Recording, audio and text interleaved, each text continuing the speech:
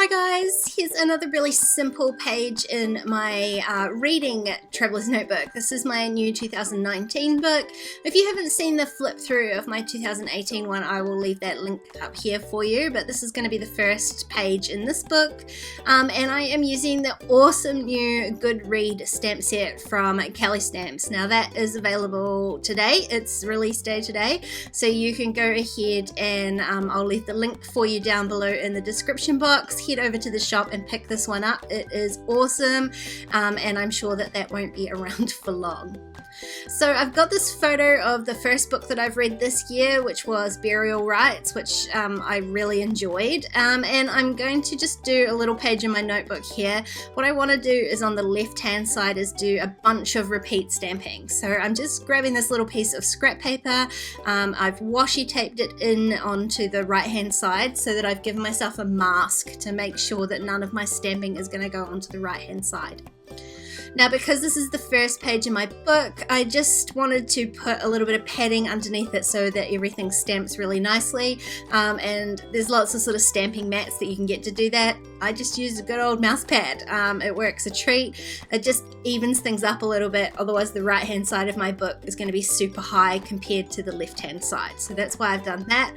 But because this is my actual mouse pad, I actually use it on the computer, I didn't want it covered in stamping, so then I've just put a piece of scrap paper in there as well, just to cover up my mouse pad and give me something to stamp off on. I don't tend to clean my stamps, as you know, certainly not every time, and certainly not with dye inks like this. The staining you get on them just sort of happens. There's not a lot you can do about it, so I'm just stamping them off onto this scratch paper as I go.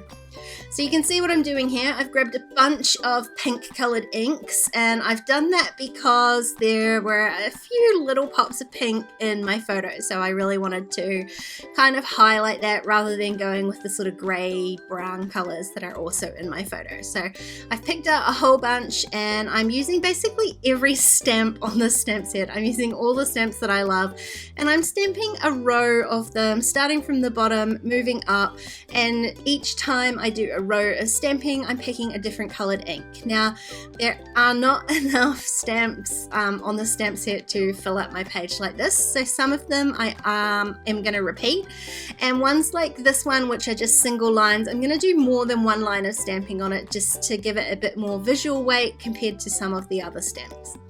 Now the other thing is there aren't enough stamps to fill out my page, so I'm repeating some of the stamps, but I'm also repeating some of the colours. I do go away and grab a second lot of more sort of red toned pinks. The ones I had were quite cool to start off with, but you can see I am repeating some of the colours. All I'm doing is trying not to repeat the same stamp and colour combination. So I'm trying to alternate some of the ones that have more graphic words and some of the ones that are more pictorial, like the little shelf of books and the one with the little glasses for book lover. And I did have to speed this video up quite a lot, but honestly it didn't take very long, and it's an awesome way to make your own kind of custom pattern paper that matches your photo perfectly. So when you've got a stamp set that you love, there's no reason that you can't use all of them in one go. So that's the left-hand patterned side of my page all done, and I can get started on the right-hand side, which is where I'm going to put the actual book review.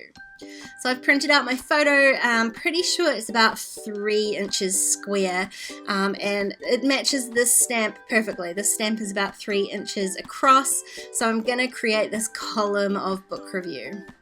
Now this is the first time that I've stamped the stamp, so I am just giving it a couple of stamps on the scratch paper there just to make sure that it's seasoned properly, and it's going to give me a nice clean stamp, which it does. I just love this book review stamp because it gives you sort of a structure with your title and whatnot, but plenty of room. You can use as much room as you want underneath to write your actual review. I wanted to add a little bit of pink onto this page, so I have added a tiny piece of pink washi tape, and then I'm just going to add some lines so that I can write out my review underneath, and then I'm just filling in the details from the stamped portion, and then I can go ahead and write my thoughts about this book underneath. And it does take me a little while to write them down, so I'm definitely not going to make you watch the entirety of that. Now the issue that I had is that once I had finished that, I was super unhappy with it. I mean, you know I'm not a big fan of my handwriting, and I know I'll get plenty of comments to say that it's fine and I should just use it, but I really didn't like it and I wanted to have another go. So I re-stamped the same book review stamp just on another piece of paper that's going to fit onto my Traveler's Notebook page. You can see I lifted off the photo there and it only got a tiny bit of a rip on the page, so I'm alright with that. And then I'm just going to stick this piece down over top and I am so much happier with it. Yeah, I don't know how to get past that or if I even want to get past that, but as far as my handwriting goes, I much prefer a typed journaling. Now I want to add just a little bit of decoration to this page. You could totally leave it as it is and it would be fine, but I wanted to add just a little bit more. I mean, can't go wrong with too much more for me, but just a little bit of extra decoration. I felt like the left hand side of the page, although it's quite busy, it was just a little bit plain, so I want to add some sort of embellishment on there, and I never got to use this circle stamp because it didn't really fit with my lines of stamping on this side, so I decided to create my own little embellishment on that side using that stamp. I stamped it out on a piece of white paper that I had punched into a circle, and it just didn't stand out on the page enough. So what I'm going to do is just back it with a couple of different bits of paper. So I grabbed glitter, of course, pink glitter, and I'm going to use my Cuttlebug to just trim a slightly larger circle than the one that I had punched.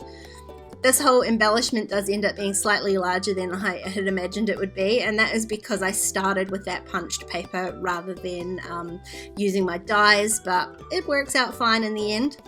So I've cut out two circles, one of the pink glitter and one of vellum, and I'm just layering those up. I like the vellum behind it.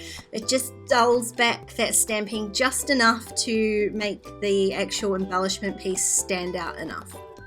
So I've just stuck that down and I'm going to trim off the excess, and then I decided it needed a little bit more sparkle. Of course, this is the first one, and it wouldn't be me without a few sequins, would it? So I'm just going to add a few of these little, it's jelly bean soup, these sequin stickers. I don't know what you call them. They're already self-adhesive, so they're super easy to put on, which I love. There's no waiting for glue to dry or anything, and I'm the worst when it comes to Traveler's Notebooks and glue, so this is my preferred method.